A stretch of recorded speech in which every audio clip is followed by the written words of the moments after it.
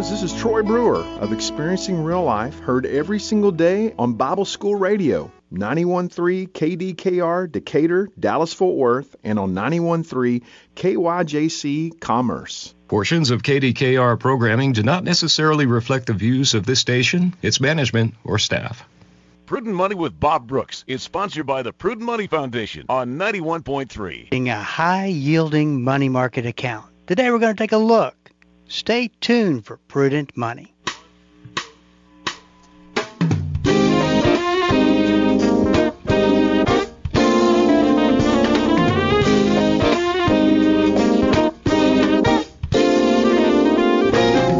Good afternoon and welcome to the Prudent Money Radio Show. I'm your host, Bob Brooks. Thank you so much for joining me today. You know I do appreciate it. For me, please go to the website at www.prudentmoney.com. There's a couple of ways to get your questions answered. The first, of course, is always the Ask Bob email. And you can send a question in, and sometimes the question might be a little bit more involved, a little bit more information than something that can be answered quickly through the email. So I want to invite you to what I call maybe level 2, which is find a spot on my calendar. It'll all be there in front of you, and click a time that works for you that's empty, and we can schedule a phone call, and that way I can make sure that you get taken care of.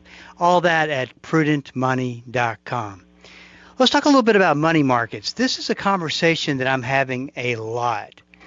We talk about it from time to time on the program, and I think it makes sense to every once in a while do a all about money markets and everything that you ever wanted to know segment, so that you know exactly what your options are and where the smart place is to put your money.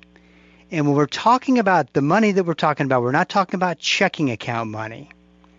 Now, if you've got $100,000 sitting in a checking account, we are talking about money that probably shouldn't be in the checking account. Let's stop and make sure and clarify that.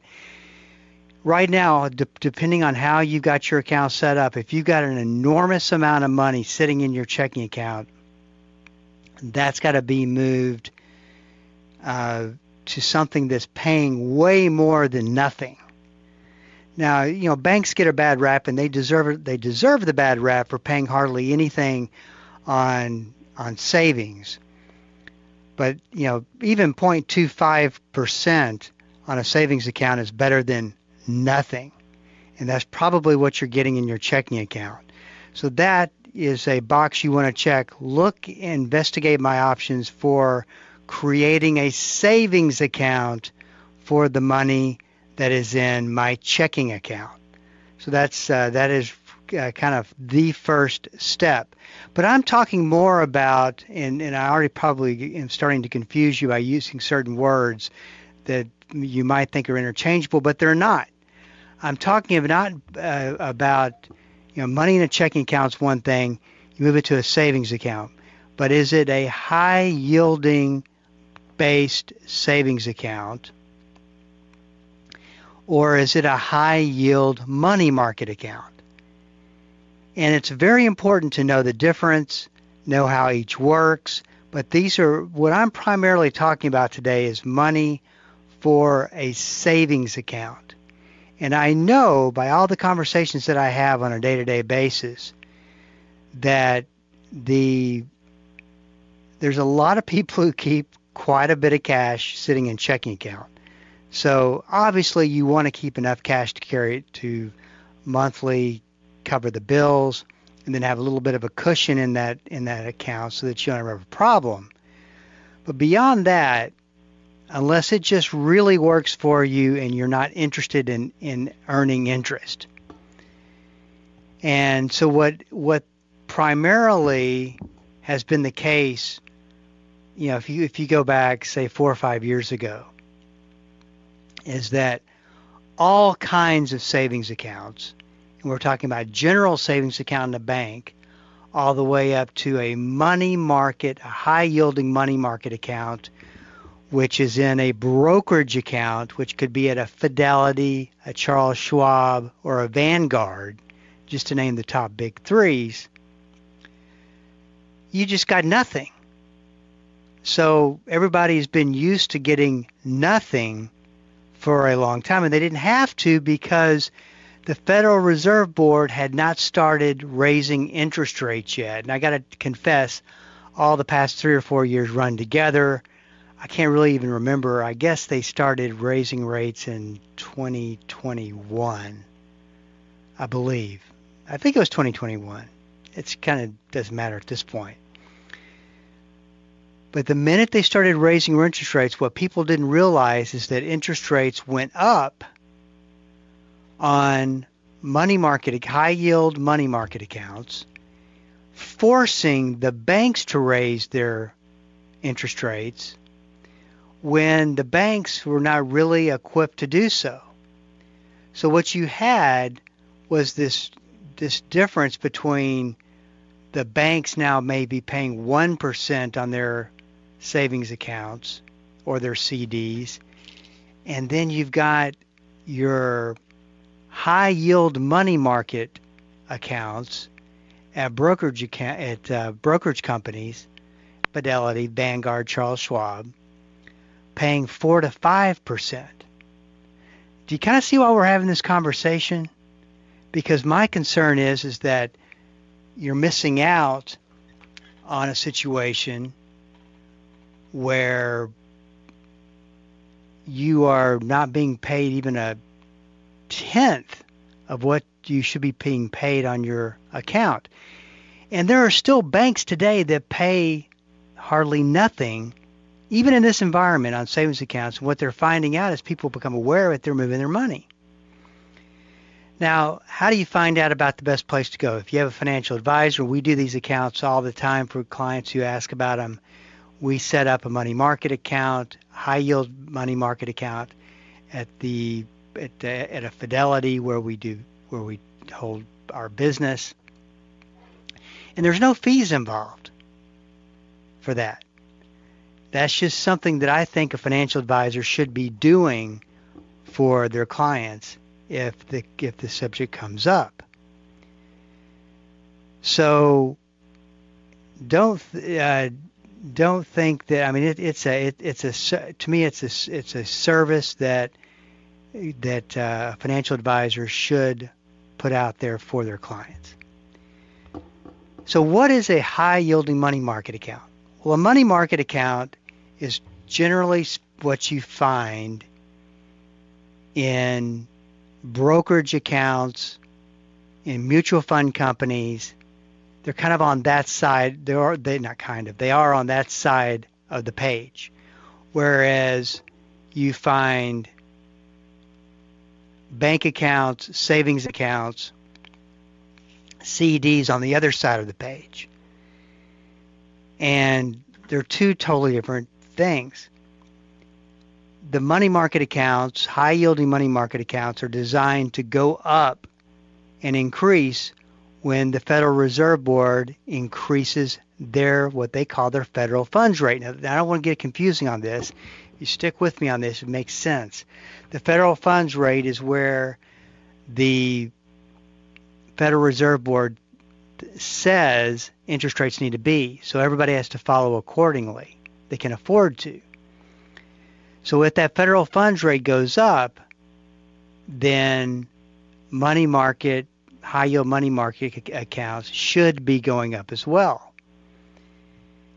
Now, what's all this that you hear about? Well, they're going to cut interest rates, cut the federal funds rate, so you won't have as much of an advantage with high yield money market account. I just don't believe that's going to happen anytime soon because we still have an inflation rate. Why would you cut rates, which would create inflation, when we still have inflation? If you want to get inflation down, you have to raise rates. It could be where we end up being. But to toe the company line, the Federal Reserve Board says they're looking at it. And then they take that statement back. We're still concerned about this. We're still concerned about inflation. So they leave the markets very confused, and that's why you're seeing them all over the board. So the the federal funds rate is what you want to focus on. And they announced that, I think, 10 or 11 months out of the 12 months of the year. I don't believe that they have a meeting every month, but they do announce at those meetings what they're going to do with interest rates, whether they're going to cut them and increase them. And, of course, they've been very aggressive with the increasing, and that is what has really aggressively raised rates for the high-yield money market accounts. Now, it wasn't until this year that I heard them referred to as a high-yield money market account. And high yield to me is somewhat of a risky place to be. It's high yield, at least in the bond market. I think they did that just from a marketing standpoint. But they're the money markets that are found at brokerage companies. And like today, I looked them up. American Express has a quote-unquote high-yield money market account, but it's only 3%. Why would you take 3% when you could get 4.97% at a Fidelity? I'm not sure what the Charles Schwab or Vanguard are doing, but they're doing right around there. And I wouldn't get lost in being in the exact highest money market that you can be in, paying the most interest possible, because they're going to fluctuate. So just be within shouting range of that, within a reasonable range. 3% is not a reasonable range. That's just American Express trying to keep their money in their savings types accounts. Now, what's interesting is that just like a bank account and a savings account, which are insured by FDIC, you have money market accounts on the brokerage side. They have insurance on the SPIC. So both of which types of insurance, they insure different things, as we talked about. In fact, let's get to that. We'll start on that on the other side of the break. This is Bob Brooks, Up Against the Break. Stick around, to be right back. Dynamic, practical, life-changing. There's no point in going to church and not letting the Christ who gave birth to the church on the day of Pentecost change your life. Join us each day as Pastor Paul Shepherd applies the timeless truth of Scripture to everyday life. It's Destined for Victory on this great station. Weekday afternoons at 3:30 here on Bible School Radio, KDKR. This is Rob Randall, your host and teacher of the Invisible War radio program. The Invisible War is the study of God's Word on how to walk in Christ's victory in the spiritual battles we face against the powers of darkness. Join me every Sunday morning at 9 right here on KDKR and KYJC in Commerce, your station for life. And God says this: if you come to grips with what it meant for Him to forgive you, out of the reservoir of God's forgiveness for you, you will find the forgiveness you need to forgive somebody else. If you try to do it in your own strength, you won't. Dr. David Jeremiah continues his series, Everything You Need, next time on Turning Point.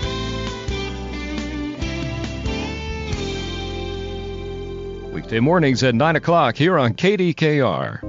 Welcome back. This is Bob Brooks, and you are listening to the Prudent Money Radio Show. I was talking a little bit about the difference between bank assets, savings, CDs, bank accounts are all covered by the FDIC, and the brokerage accounts are covered by company failure by the SPIC. And money markets are covered, I believe, up to $500,000. Now, what I don't want to do is, I'm not trying to give FDIC and SPIC advice. What I would suggest for you to do is to have that conversation with your banker and your advisor and let them determine and tell you for a fact to your level of confidence that they are correct and that they do have insurance set up against company failure. Now, having said that, so you know, we just discussed, you do know now that there is company failure insurance on both sides of the aisle. There's even insurance that by each state that covers the failure of annuities up to $250,000. So what you just thought there was just one FDIC of coverage on assets, actually there are SPIC on brokerage accounts, and then of course the state of Texas has an insurance program. I can't remember exactly what it's called, but it covers insurance contracts up to $250,000. Of course, there's some limitations, and but I'm not trying to give advice and say that something is insured up to a certain level. You get that from your advisor. You get that from your banker. I'd rather them put their liability on the line than me doing a radio show.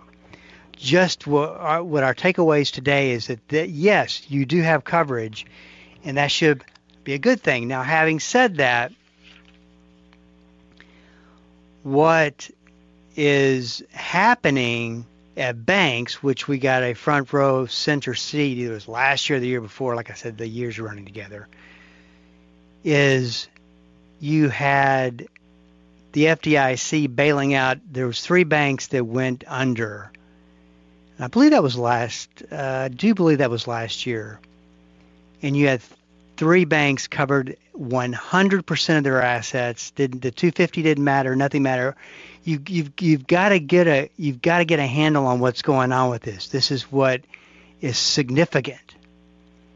Is that the federal government through FDIC and other asset protections, whatever they might be, covered these 3 banks 100% of the assets. That kind of shows you the level of fear the government is in if one of these banks goes under. So is that a false sense of security? I don't know. I'm just telling you what they did. You draw your own conclusions. Now, having said that, you got to know the tricks. You got to know the limitations. You got to know the restrictions. As far as I'm concerned, and I'm not recommending this, I'm just saying a Fidelity brokerage account in their money markets, their high-yielding money markets, don't have any restrictions that I know of. Now, that could be different on the other side of Fidelity, which is the retail side. And it could be the same for Vanguard, and it could be the same for Charles Schwab. If you talk to your advisor and they have you in Vanguard or they have you Charles Schwab or whatever, and you say, hey, Bob Brooks was talking about these accounts that pay 5%. What are the limitations? It could be that, well, you have to have $50,000 to open it. Could be that. Could be that you have to do a certain number of transactions per year. Like I said, as far as I know, I don't see any on the side of Fidelity, and that's the one that I know. But I'm just saying that there's all types, and banks are the worst at the tricks. What they'll do, they'll put this is just an example. They'll put out like a 5% return on a 7-year CD. Now, for those of you who are not number oriented, and I appreciate that because I realize that not everybody's number oriented. They may read that as 7% per year or 5% per year, but that's not what that's saying. So the minute I started seeing, my favorite is 13 months, not 12, which makes one additional month to get the 5%. And it ties up your money. So what you're looking for are any restrictions, and just know that there's brokerage companies out there that hold those assets with 0 restrictions. But you want to make sure that you shop the market and that you look at what has restrictions and what does not have restrictions, what has fees, what does not have fees, because they're not there to do you any favors. So look for the tricks. You got to know that if a bank, if you have, a couple $100,000 in a bank and they offer you 2%, you got to look them straight in the face and go, I can go to Fidelity for 4.97% as of today. That could change tomorrow. They could change by the time I get off the radio. So just look at them and say, I've got options. You are in the driver's seat. Now, there could be other reasons besides interest that it doesn't make sense to move a money market or a savings account. And those reasons could be good enough to stay and take lower savings rates and lower interest rates. Could be. But just know that there's a difference between what the banks, and the banks are struggling because they're losing assets. So you just got to know that. I've heard other advisors say, well, you got all this money in cash, earning a cool 5% or a little bit less. Why wouldn't you want to stay there? Because it's theoretically as safe can be. Not that you can't lose money in a money market. I want to be very clear, you can lose money in a money market. How the government would handle that's a different story, but I guess you could lose money. But then again, a savings account, a bank can go under as well. So don't get under any of the illusions that all this is safe. Anything can happen. Anything can happen to a bank account. A bank can go under, and they can actually exercise FDIC rules. I still would follow FDIC rules in the event that I needed to.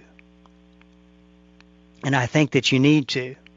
I would not say, well, the bank had covered, those three banks at 100%. I would not, that would be a horrible takeaway for you to walk away from this radio program.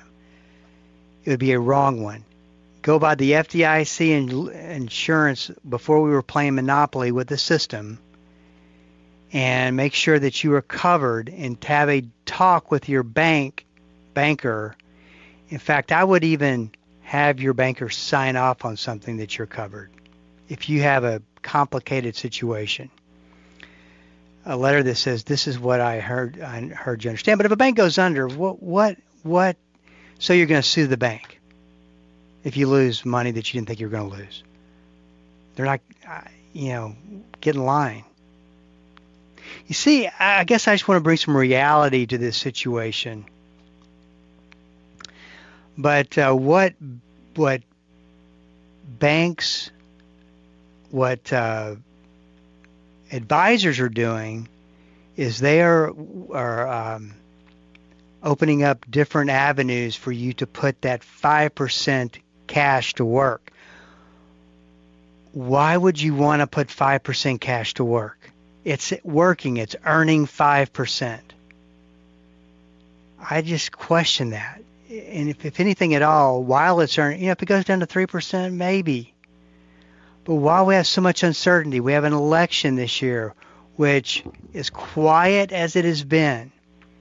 And that's some of the more of the comments that I get is how quiet it's been. I think it's about to get really, really loud, and some surprises along the way. So, having said that, little uncertainty, 5% in a money market, I don't know. Some sounds very appealing to me unless you're managing for risk. So just know that there, once again, are restrictions, but you're looking at money market, high-yielding money market accounts or money market accounts in brokerage accounts. And there's, of course, the question, what about the online banks?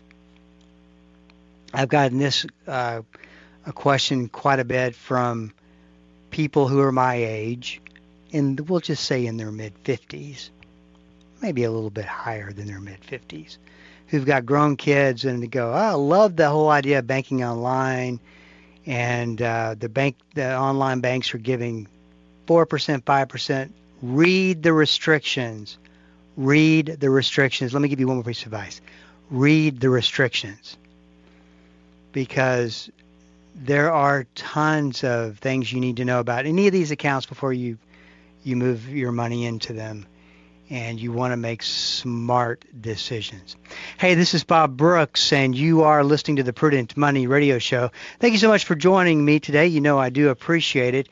We've got a couple of ways for you to get information. First of all, you can go to the Ask Bob at the website and send your email in. If that is not enough time and you need more time, you need a phone call because it's a trickier, more complex situation, you can sign up for a time on my calendar that's available, and I will get you taken care of. There's no cost, no restrictions, no gotchas, just a way that we've put together to get you information.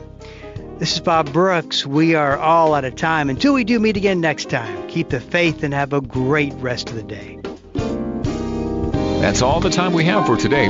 Questions or comments for Bob, or to find out more great information like what you've just heard, visit www.prudentmoney.com. Be sure to join Bob Brooks again for the next edition of Prudent Money.